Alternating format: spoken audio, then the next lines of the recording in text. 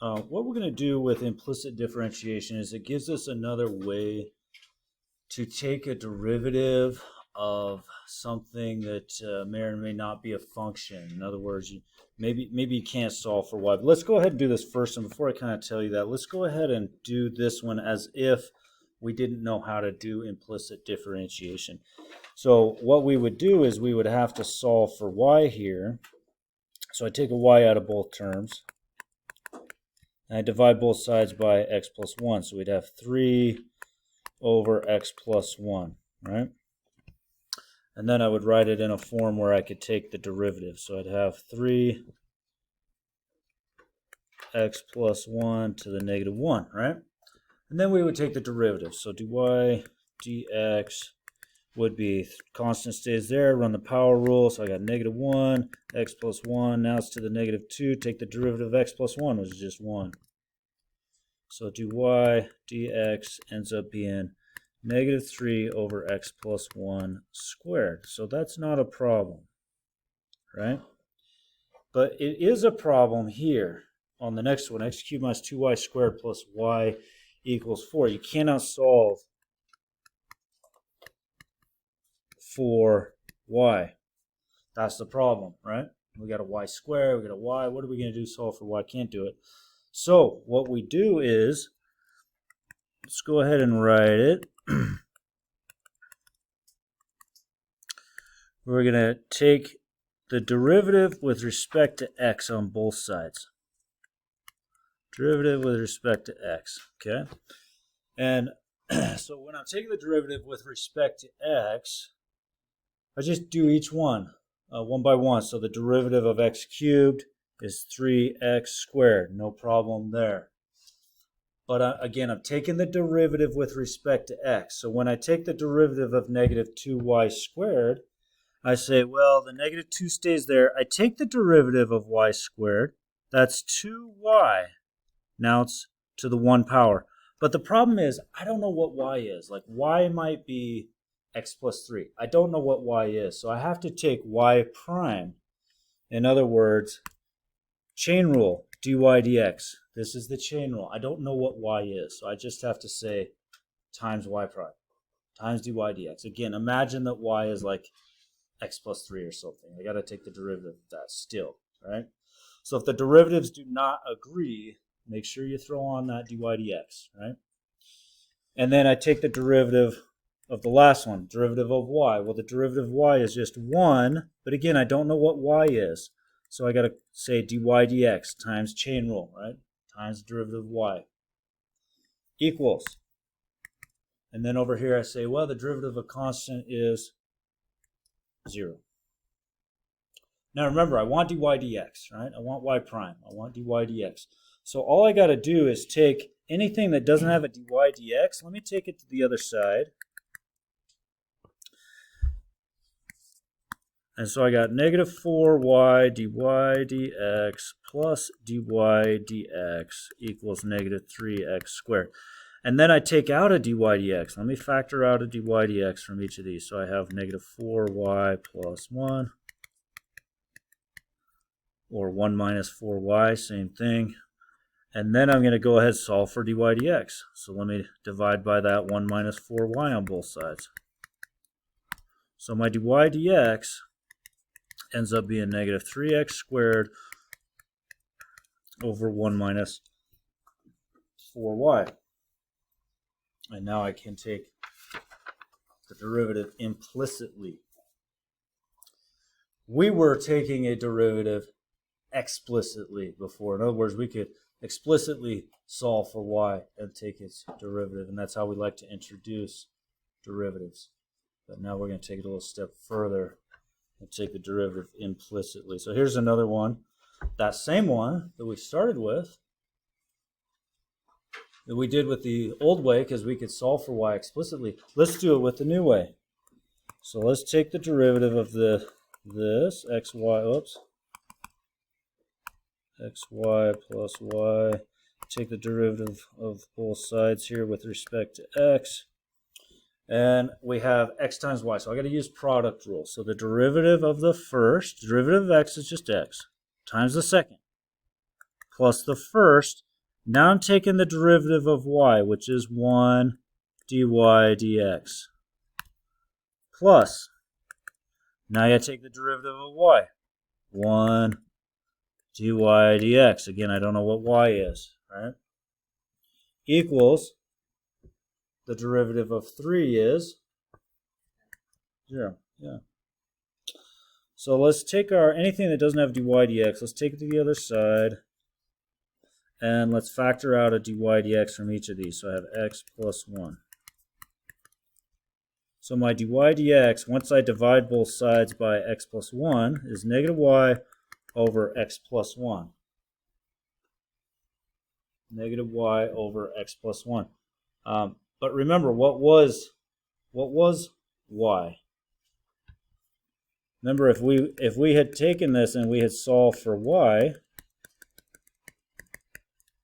is 3 over x plus 1. So to show you that they are the same thing, let's plug that y in. dy dx, once I substitute what y is, negative y all over x plus 1. dy dx is negative 3 over x plus 1 squared. Now in this case, the explicit way to take that derivative, the first way, was definitely easier, but notice that they're the same thing. Negative 3 over x plus 1 squared, negative 3 over x plus 1 squared, right? So they are the same thing. Either way you do it, you get the same answer. Let's go ahead and do this next one now. We cannot solve for y, so this has definitely got to use implicit differentiation. Take the derivative with respect to x. Derivative with respect to x. Alright, so I got product rule. Derivative of the first, derivative of x squared is 2x times the second plus the first. Derivative of y is 1 dy dx. Again, I don't know what y is, so I got to do that chain rule there. Plus, now I got y squared x, so I'm going to do the product rule again. Derivative of y squared, 2y dy dx. Derivative of the first times the second plus the first. Derivative of x is 1. Equals derivative constant, 0. Okay, anything that doesn't have a dy dx, take it to the other side. So minus 2xy, that's gone. Minus the y squared. And then I'm going to factor out a dy dx from each of these two that are left. So I have x squared plus 2y.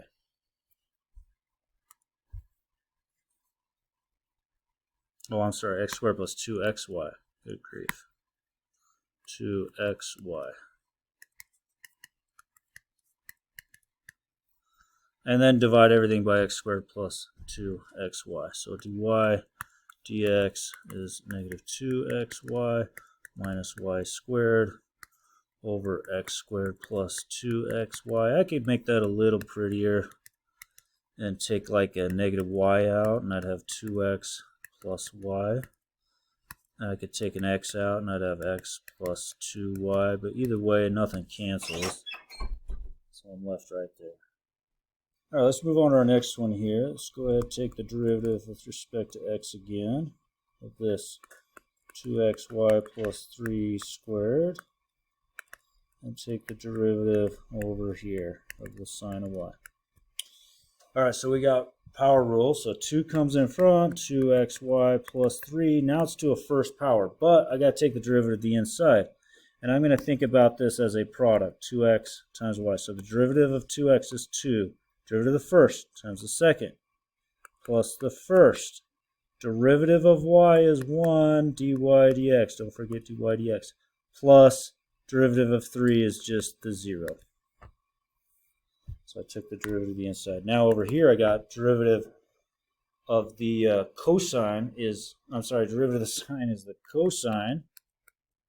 And then derivative of y is just 1 dy dx. So cosine y dy dx.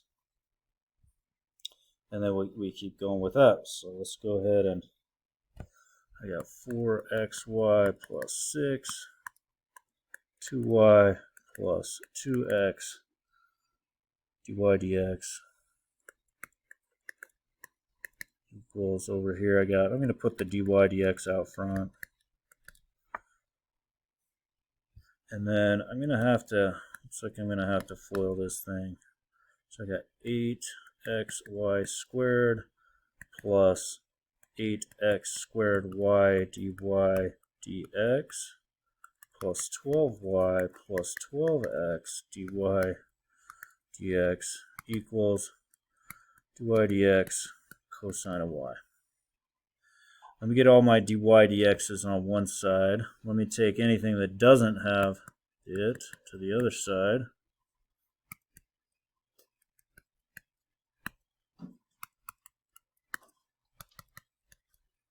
So this one right here, I'm going to take this dy dx cosine y to the other side.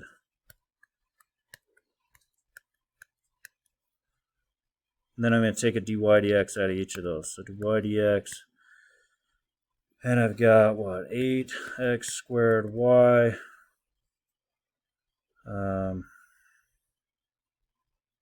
plus 12x minus cosine of y equals negative 8xy squared minus 12y. And then I divide everything by that 8xy squared plus 12x minus cosine y.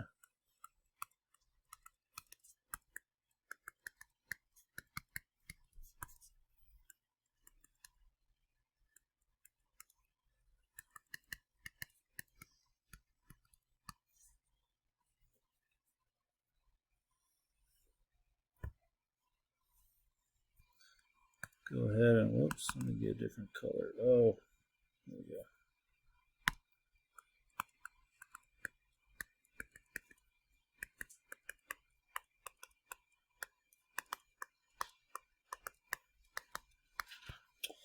All right, derivative e is ln e to that stuff. And then I got to take the derivative of x times y. So the derivative of x is 1 times the second plus the first. Derivative of y is 1 dy dx. And then plus, so there's I took this derivative. That's all of that right there. Plus derivative of x squared is 2x. So I just did derivative of x squared. And then now I'm taking the derivative of minus y squared. The minus stays there. Take the 2 down to the y. Now it's still a 1 power, but I'm taking the derivative with respect to x. So don't forget dy dx on that chain rule. I don't know what y is. Equals derivative 10, 0. Well, ln of e is just 1. So I've got, let me just distribute this through. I got y e to the x y plus x e to the x y dy dx minus 2y dy dx plus 2x. I can't forget that. Let me take anything without a dy dx. So let me take dy dx out of these two. Let me take the other two over.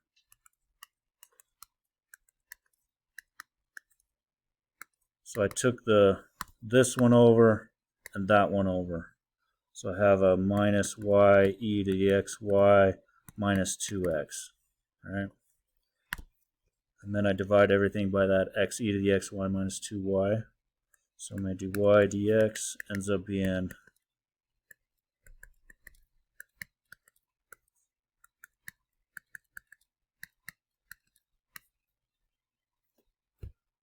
right there.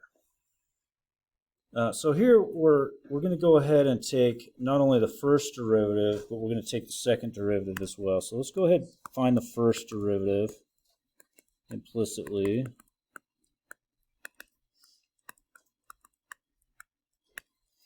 And so we got derivative 3x squared, derivative x cubed is 3x squared plus take the derivative of y cubed, 3y squared dy dx equals 0.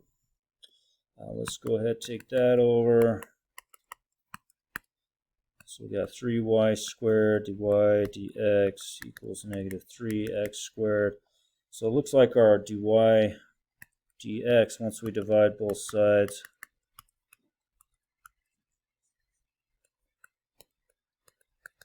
equals negative x squared over y squared. Right? There's our first derivative on that.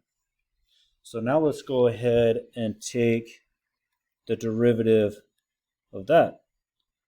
So d dx of dy dx, d dx of negative x squared over y squared. So we'll use a quotient rule on that. So that's the second derivative. That's the notation. There's our second derivative, right? We're taking the derivative of the derivative, just the second derivative. So that's like y double prime type of deal, right? Twice. And then now over here we're saying, okay, let's take the derivative of the top times the bottom minus the top, derivative of the bottom, 2y dy dx. Don't forget that dy dx there. Over bottom squared. Okay. So we've got the second derivative being negative 2xy squared plus x squared y dy dx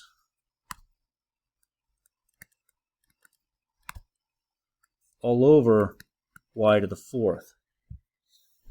Now look, now we don't want dy dx in there. We know dy dx, right? So we want to go ahead and substitute in for dy dx.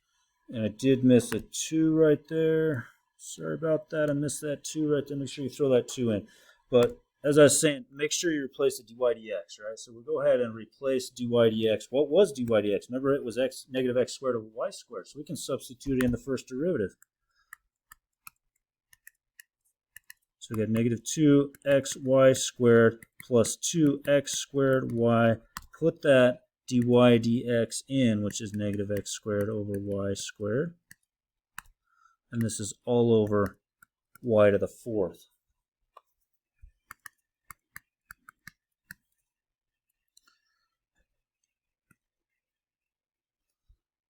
Oops.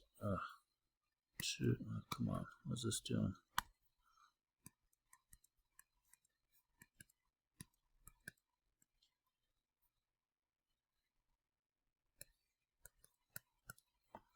Now notice one of these y's cancels, just leaves me with the y right there. And so this is y, over here I've got over 1, so let me get a common denominator here and give it a y. And so I've got the second derivative being negative 2xy to the third minus 2x to the fourth over y to the fourth, so that's just over y to the fifth.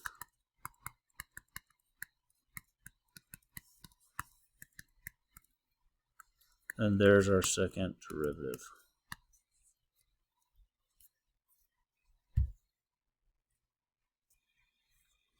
All right, this first part on this one says, hey, verify that this point is on the curve. 2, 1, that's our x and our y. I've got x cubed plus y cubed equals 4xy plus 1. Put the 2 in for x. Put the 1 in for y. So I got 8 plus 1 equals 8 plus 1. Hey, there you go. 9 equals 9. It's true. As long as it's true, we just verified that it is on the curve. And I'll give you a visual of this one after we do this problem. But let's move on. Find the lines that are tangent and normal to the curve right there at 2, 1. Well, we got to find the line, the equation of the line that's tangent. We have the point, it's 2, 1, but we need the slope of the tangent. Well, the slope of the tangent is derivative, right? So we're going to go ahead and find the slope of the tangent, which is dy dx, right? So let's do that. Let's take the derivative implicitly, because we can't solve for y.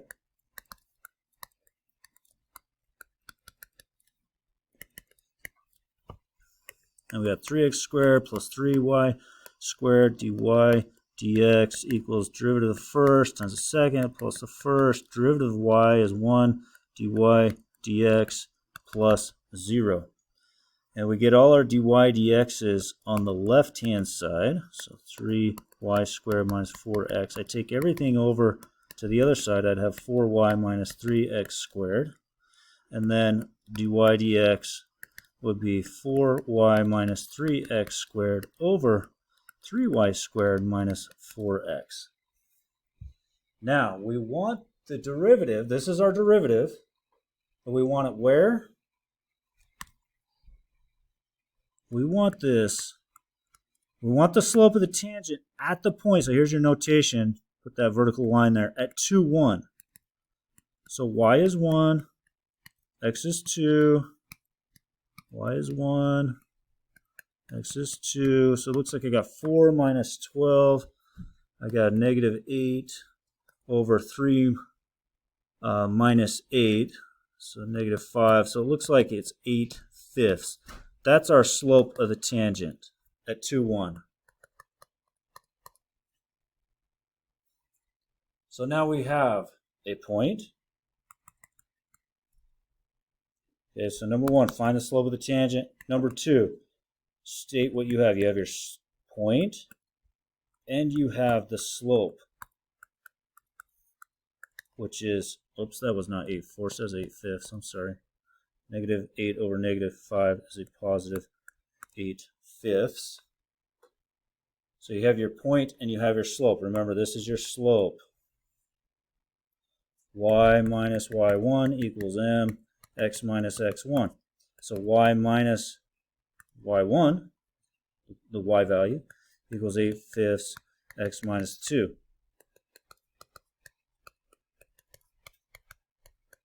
Add 5/5 to both sides. In other words, add 1 to both sides. You got, there's the slope of the tangent, or I'm sorry, there's the equation of the tangent line. 8/5 x minus 11/5 at the point 2, 1. Let me give you a picture of this before I move on to part D. If you open up Desmos, let's see.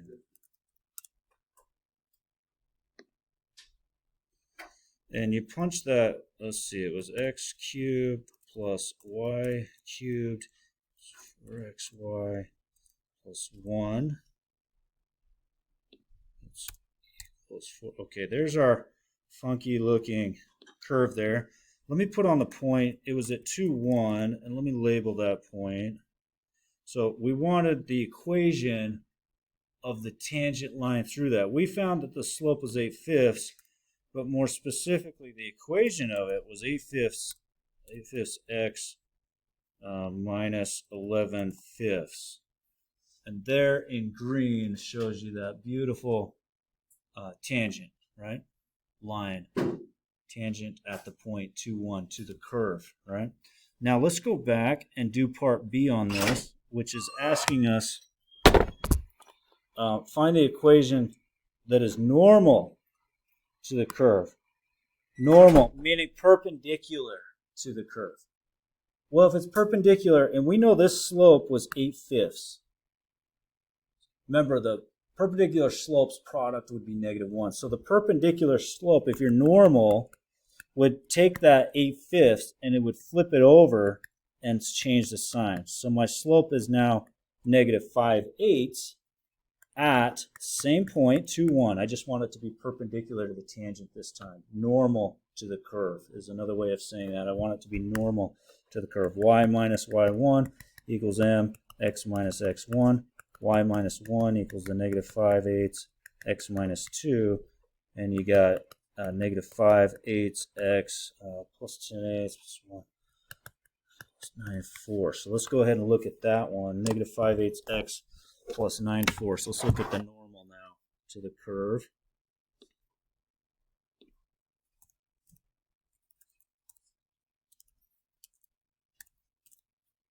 And you see the one in purple there. See how it's perpendicular to the green one? So that's our normal line to the curve at 2, 1. Again, normal means perpendicular, right? So take this original slope, flip it over, change your sign, right? Perpendicular slopes products are -1. Let's do another one similar to that. How about this one? go ahead and verify that 1, 0 is on there. So we got 2 cosine pi times 1 minus y is 0 minus 0 equals negative 2 times 1. So we got 2 cosine of pi. Well, cosine of pi is negative 1. So it looks like I got negative 2 equals negative 2. So good to go, right? Now let's go ahead and find the derivative of this. So d dx. So let's find the slope at the point 1, 0.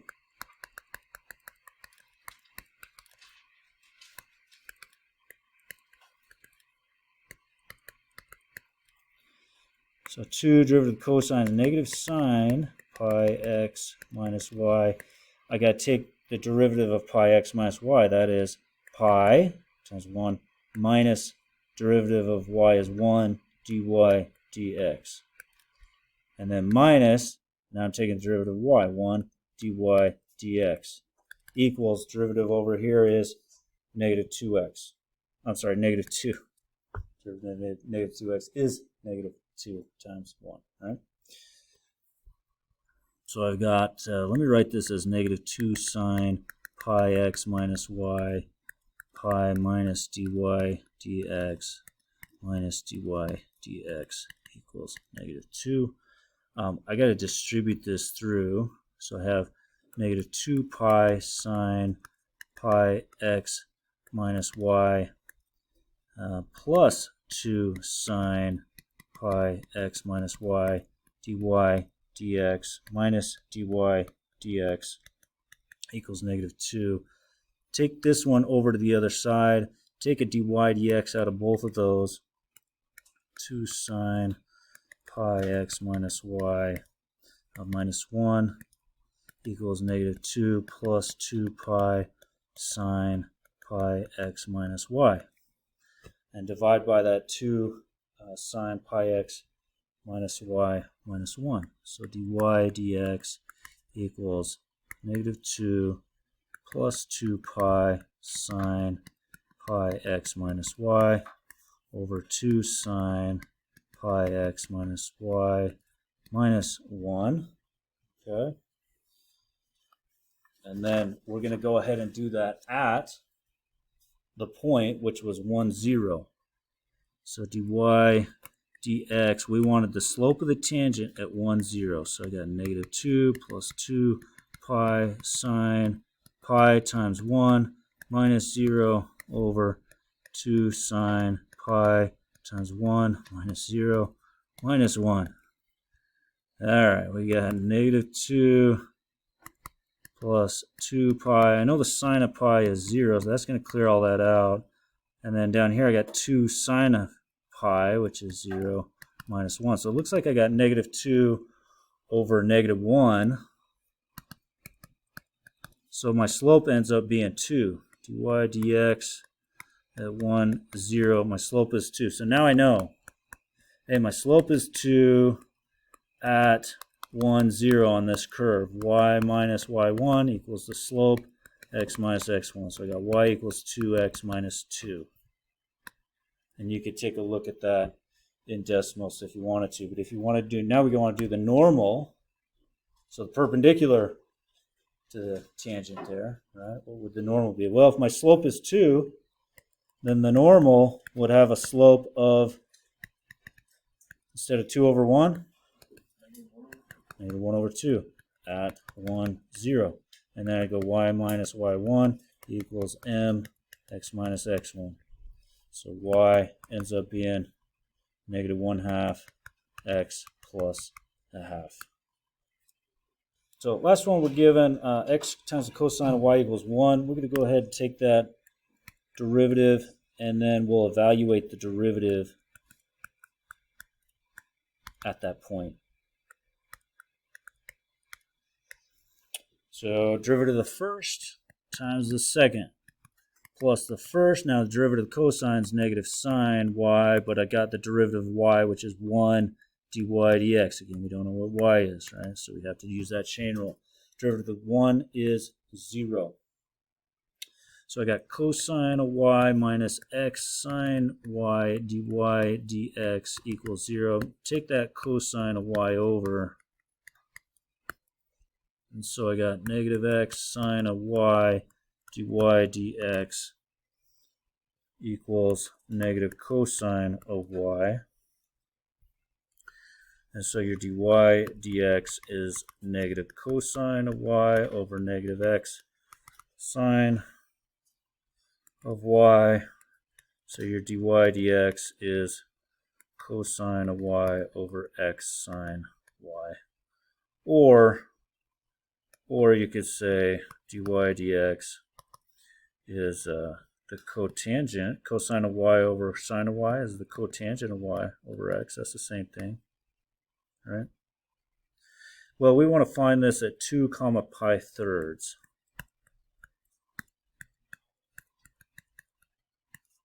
So we got cosine of y over x, over x. I got to put the x in. 2 sine of pi thirds, right?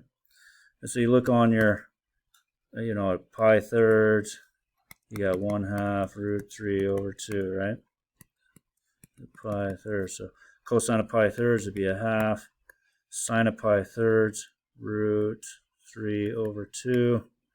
So you got 1/2 over root 3, or 1 over 2 root 3. And then if you rationalize that,